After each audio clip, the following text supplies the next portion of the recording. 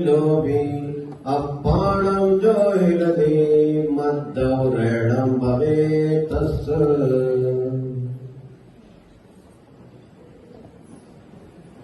धर्म प्रेमी बंधुओं,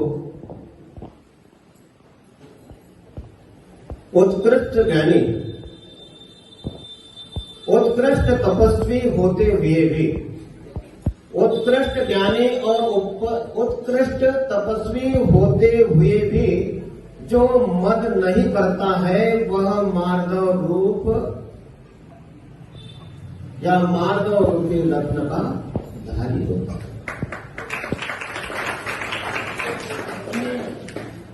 जो मुनि शास्त्रों के ज्ञाता होकर भी अहंकार नहीं करते, मद नहीं करते हैं, 12 तप और 13 प्रकार का चारित्र के पालन का भी मद नहीं करते हैं। क्यों नहीं करते हैं मुनि महाराज? क्योंकि वे शास्त्र स्वाध्याय करते हैं, अध्ययन करते हैं, चिंतन करते हैं, मनन करते हैं। उनको एक ही काम है, ध्यान और अध्ययन, और बचा समय तो समाज के कल्याण में, पर के कल्याण में दिया जाता है। लेकिन ध्यान और अध्ययन करना साधुओं का प्रमुख कर्तव्य होता है, और ध्यान अध्ययन करने के बाद चिंतन और मनन किया जाता है कि उत्कृष्ट ज्ञान प्राप्त होने के बाद में, उत्कृष्ट तपस्या करने के बाद में भी मन में अहंकार के भाव नहीं आते। क्यों नहीं आते? क्योंकि मुनि जन सोचते हैं, अरे भैया हम तो बहुत छोटे मुनि हैं, हम बहुत छोटे साधु हैं, हमारे से बड़े बड़े साधु हैं, उत्कृष्ट तपस्या करने वाले साधु हैं, हमारे पास तो अल्प ज्ञान, थोड़ा सा सुई की नोक की बराबर भी नहीं है।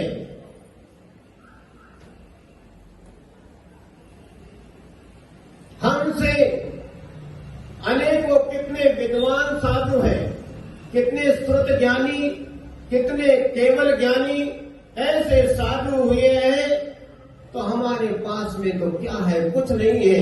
ऐसा जो साधु सोचकर चलता है उसका कल्याण होता है। यही शिक्षा हमें भी लेना चाहिए।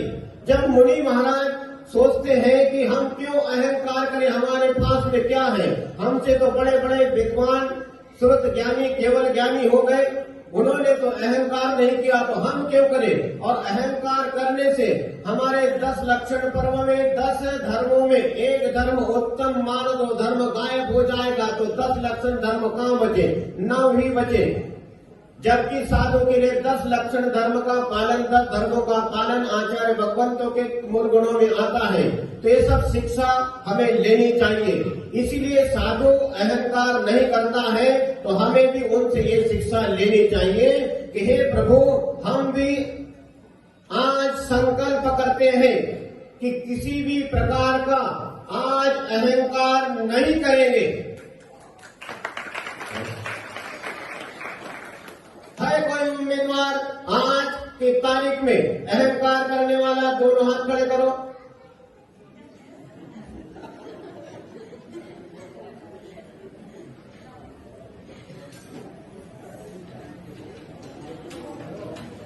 संस्कार है, लेकिन नहीं, आज की बात नहीं है। आज उत्तम मार्ग और धर्म हमें सिखाता है कि तू जो वर्ष भर गलती करते आया है, अहंकार करते आया है, मान करते आया है, मत करते आया है, आज उत्तम मार्ग और धर्म तुझसे कहता है, यदि तू अपना कल्याण करना चाहता है तो अहंकार रूपी कचरे को अपने खोपड़ी से बाहर निकालकर फेंक दे।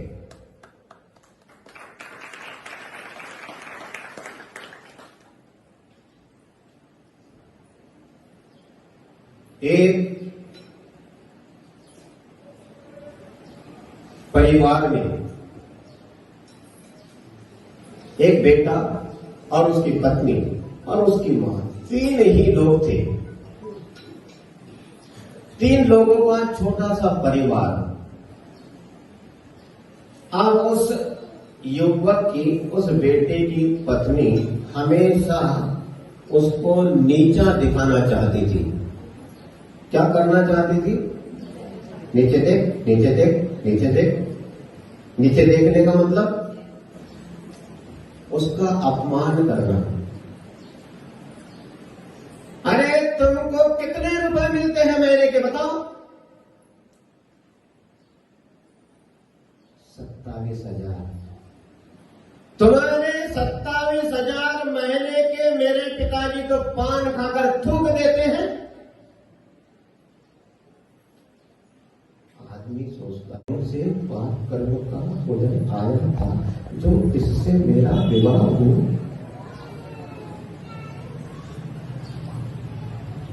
बड़ी मुश्किल है। कहीं आदमी अहंकार करता है तो कहीं स्त्री अहंकार करती है। ये क्रम दोनों तरफ से होता है। आप नाराज और खुश मत होना। देखो इधर की बात हो रही है, हमारी नहीं हो रही है। तो वो महिला हमेशा अपने पति को नीचा दिखाना चाहती थी, हमेशा अपने मायके की बड़ाई तारीफ करती थी कि हमारे मायके में ऐसा ऐसा होता है, हमारे पिताजी तो ऐसे तो तेरे पान खा के तो देते हैं, तुम्हारी कौन सी कमाई है, ये कोई घर है तुम्हारा? पता नहीं मेरे माँ बाप को क्या समझ में आया जो यहां मेरे को पटक दिया। आए दिन बेचारा वो आदमी परेशान रहता था। एक दिन अब जिसकी जो आदत हो, जिसके जो संस्कार है वो तो जाते नहीं एकदम से। तो उस महिला ने एक दिन क्या किया, बीमारी का बहाना बनाया और लेट गई। सास ने पूछा, बेटी क्या हो गया, आज तो तुम उठ नहीं रही? बोले माँ जी मेरे पेट में क्या हुआ बेटी? मेरे पेट में दर्द हो रहा है। अच्छा ठीक है बेटा।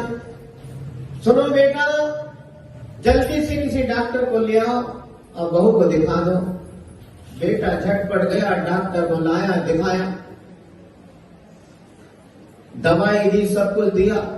और उसने दवाई खाई या नाली में फेंक दी, जो उसका वो जाने। सास ने, बहू ने अपना कर्तव्य किया। किसने? बेटे ने बहू के प्रति। अब भोजन करने के बाद फिर लेट जाती है। मेरा तो पेट दर्द हो रहा है, मेरा पेट दर्द हो रहा है। आए दिन यही काम। 1 महीना हो गया, 1.25 महीना हो गया, पेट का दर्द जा नहीं रहा। आदमी परेशान। आखिर में वह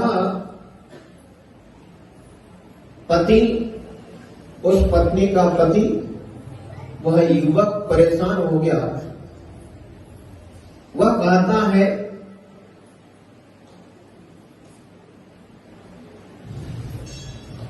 देखो मैंने आज तक झोला छाप डॉक्टर से लेकर बड़े बड़े डॉक्टरों से तुम्हारा इलाज करा दिया, लेकिन फिर भी तुम ठीक नहीं हो रही है। इसका क्या कारण है? वो कहती कि अब मैं क्या बताऊं, मेरे पेट में असहनीय दर्द हो रहा है। दिन पे दिन बीतते जा रहे हैं। 1.25 महीने का आराम हो गया है, 1.5 महीने 2 महीने होते आ रहे हैं, लेकिन आदमी भी तंग आ जाता है। पता नहीं क्या हो गया इसको। एक दिन फिर कहती कि मेरे पेट में बहुत दर्द हो रहा है स्वामी, मैं क्या करूं? और स्वामी को भी आई गुस्सा। तो कहते कि हे काली, कलकत्ते वाली जगदम्बा, खप्पर वाली, तेरा वचन में जाए खाली। आज तुझे बताना ही होगा कि तेरे बीमारी का इलाज क्या है। झोला छाप डॉक्टर से लेके बड़े बड़े डॉक्टरों को मैंने दिखा दिया। हर्षवर्धन मेहता,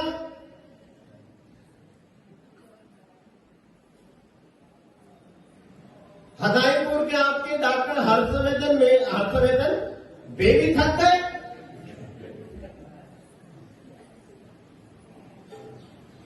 तू बता आज तेरा क्या इलाज है, क्या उपाय है सुधरने का। उसने भी सोचा बहुत हो गई, ज्यादा परेशानी अच्छी नहीं होती, 2 महीने से मैं परेशान कर रही हूं इनको, अब थोड़ा सा हाथ खींच लेना चाहिए। कहती है सुनो जी, जब आप इतने रोष में आकर, क्रोध में आकर आप मुझसे पूछ रहे हो तो मैं आपको बताती हूं, आपको ज्यादा परेशान नहीं करना चाहती। मेरे बीमारी का इलाज एक ही है। तो बोले बताओ क्या है। मेरे बीमारी का एक ही इलाज है और मैं स्वस्थ हो सकती हूं, बताओ क्या है। वो कहने लगी, मेरी सास यानी तुम्हारी मां, मेरी सास यदि वो अपना मुंह काला करके और सिर मुड़ा करके सुबह सुबह मुझे प्रथम दर्शन देगी तो मैं स्वस्थ हो जाऊंगी। लड़का समझदार था, होशियार था। वह मृदोर भावः मार्दवम, कोमलता के परिणाम को मार्दव धर्म कहते हैं। अपने अंदर जो कठोरता है, जो अकड़ है, उसको हमने थोड़ा सा नरम करने की आवश्यकता है, अकड़ को थोड़ा लचीला करने की आवश्यकता है और मान कसाय के न होने को ही उत्तम मार्दव धर्म कहते हैं। आज आदमी अहंकार करता है, किस पर? धन, वैभव, संपदा, पुत्र, मित्र, किस पर? ये अहंकार करने से हमारी दुर्गति होती है। कितनी बार हम सम्राट बने हुए होंगे, कोई भरोसा नहीं। कितने बार स्वर्ग में जाकर देवों के सुख ठाट बाट भोग लिए होंगे, कोई ठिकाना नहीं। और यहां पर जरा सी संपदा, जरा सी, कितनी? जरा सी, एक गिलास पानी लो, उसमें उंगली का पहला पोर डुबाओ, उतनी भी नहीं है।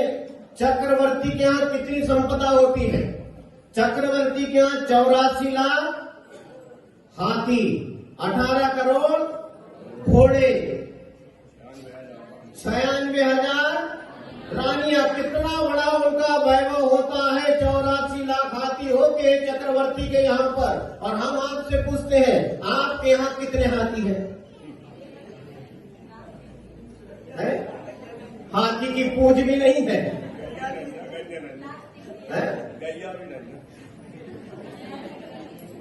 हाथी तो छोड़ो, घोड़ा है किसी के यहाँ? घोड़ा भी नहीं है, घोड़े की पूंछ भी नहीं है। अच्छा, गधा है? उधर क्यों देख रहे? ए भाई, ये गलत बात है, उधर नहीं देखना।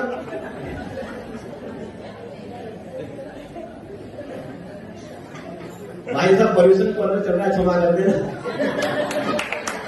उधर नहीं देखना। हमारे यहाँ एक गधा भी नहीं है, उसके बावजूद भी इतना अहंकार। वो चक्रवर्ती के इतनी सारी संपदा होने के बाद में भी उसको अहंकार नहीं, और हमारे पास कुछ भी नहीं है, उसके बावजूद भी आदमी अकड़ के चलता है। अकड़ के चलने वालों की क्या स्थिति होती है? एक बार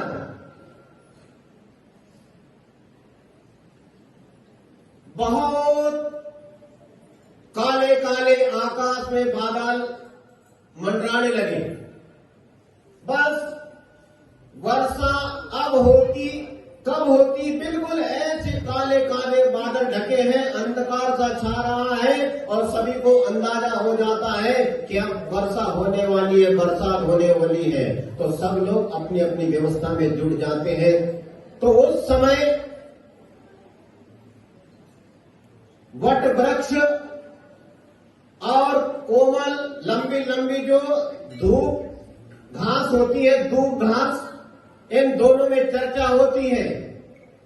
वृक्ष, वट वृक्ष कहता है दूब घास से कि समझ जा समझ जा समझ जा, देख वर्षा होने वाली है, नदी में बाढ़ आने वाली हो, कीड़े मकोड़े जैसे तुम मर जाओगे। और हम वट वृक्ष है, विशाल वृक्ष है, हमें कोई फर्क नहीं पड़ता है। उस समय दूब घास होती है लंबी लंबी नरम लचीली, वो कहती है वट वृक्ष से, भाई साहब ज्यादा अकड़ मत दिखाओ, ये तो समय ही दिखाएगा कौन जड़ से उखड़ा जाएगा। वट वृक्ष कहता है छोटे मुंह बड़े बात करती हो, हमारे ही तले रह के हमें होशियारी दिखाती हो। नहीं भाई, हम तुम्हें क्या होशियारी दिखा सकते हैं, ये तो समय ही बताएगा। उसी बीच तेज बरसात होती है और नदी में बाढ़ आती है, और नदी में बाढ़ इतनी भयंकर आती है, उस समय जब बाढ़ आती है तो जो दूब घास है वो झुक जाती है। सभी घास आपस में चर्चा करती है, आप आपस में हाथ पकड़ लो, हाथ पकड़ लो, हाथ पकड़ लो और झुक जाओ, जमीन पे लेट जाओ। सब दूब घास जितनी थी जमीन पर लेट गई, और उस समय वट वृक्ष हंसता है, देखो बड़ा तो बड़ा ही होता है, आखिर बाढ़ आने की खबर सुनते ही तुम जमीन पर लेट गई, अभी से घबरा गई। तो दूब घास कहती है, हाँ हम तो ऐसे घबरा जाते हैं, हम तो डरते हैं, हम छोटे आदमी हैं, हम तो हाथ जोड़कर चलते हैं, हम तो प्रेम का व्यवहार चाहते हैं, आप तो बड़े व्यक्ति हैं, आप भले ही अकड़ में रहो तो चलेगा। उसी बीच में बाढ़ आती है और वट वृक्ष जड़ से उखड़कर उस नदी में बह जाता है, और जब नदी का पानी उतरता है तो जो दूब घास जो झुक गई थी, जो लेट गई थी, वो अपने आप खड़ी हो जाती है और बढ़िया मुस्कुराती है। तो इसलिए कहते हैं कि अकड़ पहचान होती है, अकड़ मुर्दे की पहचान होती है। हमें अकड़ना नहीं चाहिए, हमें तो अपनी आत्मा की ओर लक्ष्य देना चाहिए। थोड़ी बहुत संपदा पाकर हम अहंकार करते हैं, हमें तो अपनी आत्मा की ओर ध्यान देना होगा कि हमारी आत्मा कैसी है। हमारी आत्मा अनंत ज्ञान, अनंत दर्शन, अनंत सुख और अनंत वीर्य स्वभाव वाली है, और आदमी अहंकार करता है। इसलिए कहते हैं कि अहंकार करने की हमें आवश्यकता नहीं है। अहंकार हमें दुर्गति में ले जाता है। आचार्य समंत भद्रमुनि महाराज जी ने बहुत अच्छी बात बताई। मद और अहंकार के भेद और प्रभेद तो बहुत है, पता नहीं कितने भेद होंगे, लेकिन आचार्य समंत भद्रमुनि महाराज जी कहते हैं, ज्ञानम पूजाम कुलम जातिम बलम वृद्धिम तपो गपो अष्टावासित्य मानित्वम इसमय माहुर गतस्मया।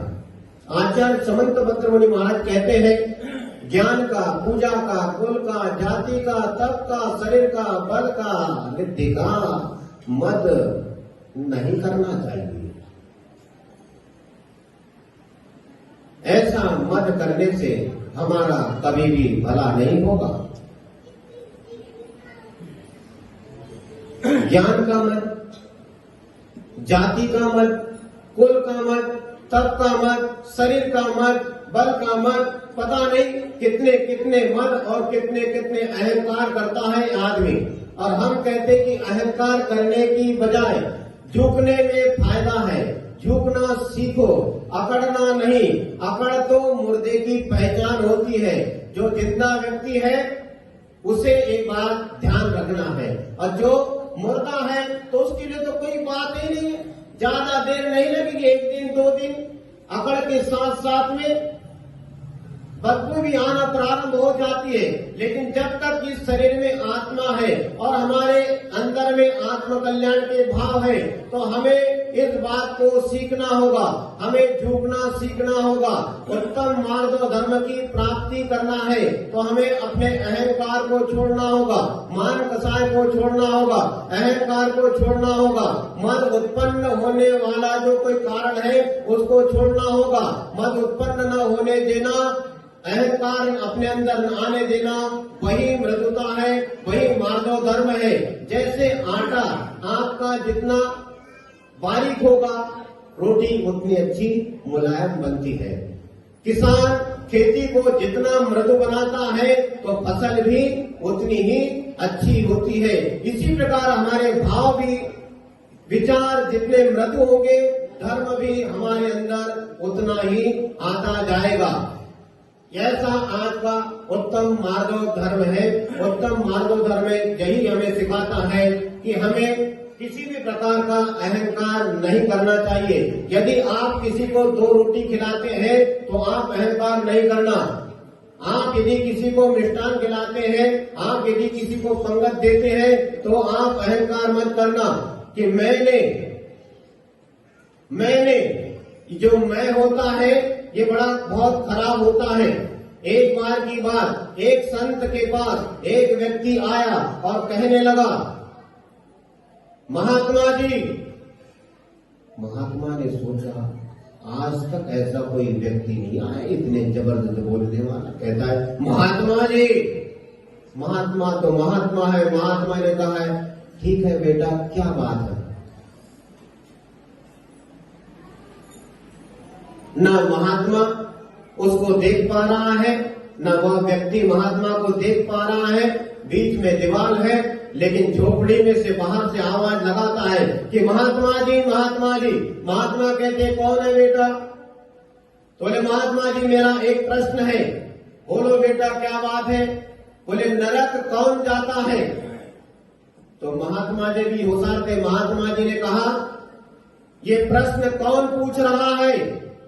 तो वह कहता है कि मैं पूछ रहा हूं। तो महात्मा जी कहते हैं बेटा तेरे प्रश्न का उत्तर तेरे मुख से ही निकला है।